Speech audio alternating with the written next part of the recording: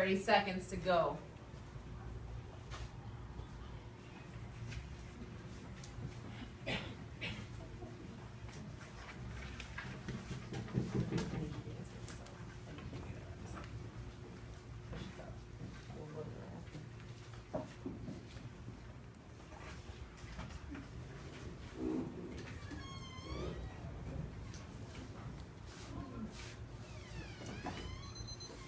Pencils down, track the board, and just posture.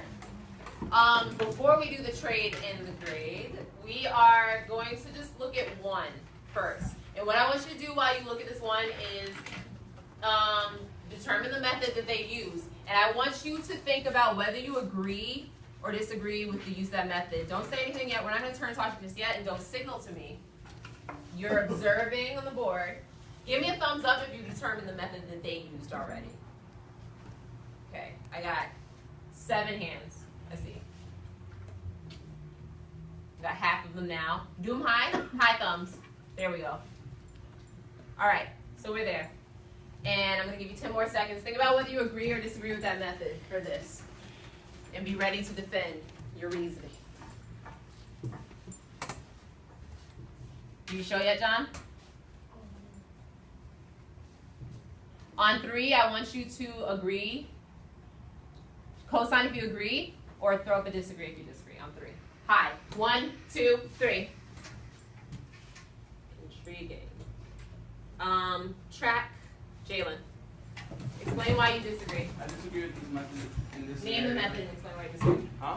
Name the method. I think you should use substitution in this method, and I disagree with whoever with the method they use, because usually you only do elimination when they're both in standard form. But since these are both in slope intercept form, you have to do substitution to see both people why. And then track back up here. Follow-up question. I saw so much co-signing, so I have a follow-up question for you guys. Seems like you are on the same page with Jalen. If you would not use elimination, my question is it technically wrong? Don't call out, don't signal to me yet. Just think about these questions. Is it wrong to use elimination?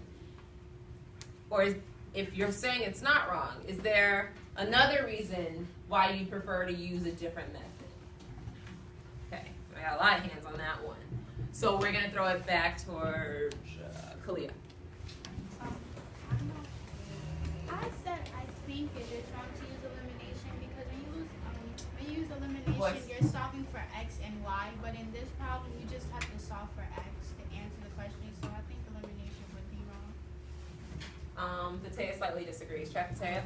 I slightly disagree because you say that we don't have to solve for y, but even though it says y equals, you still have to simplify that to one simple answer. So, but I think there's nothing really wrong with elimination. Just that if you use elimination, you probably have to do more work to simplify, to isolate it to just y. Because when you multiply the whole thing, not just what's after the equation sign. So if you agree with Fatea, what is the one sentence piece of advice you would give to this person? If you agree with Fatea that elimination is not necessarily wrong, what is the advice that you would give? Tell your friend first. Use the method that you use smaller steps. Here.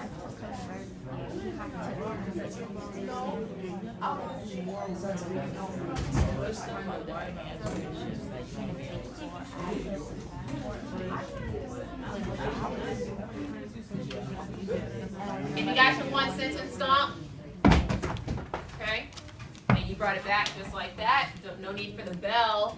I would love to cold call, but I like the zest that hand went up before I even asked for them. All these hands did. So I do want to hear from you. Go ahead, try Casey. Okay. Even though elimination is not necessarily wrong, I wouldn't use elimination because that is not the most efficient way to solve this problem if you are trying to save time on the test. Because, yeah, that's my one sentence. 2 snaps on 2, 1, 2.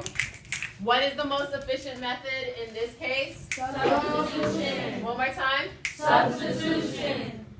And just to drive it home, why exactly? Brianna, track her.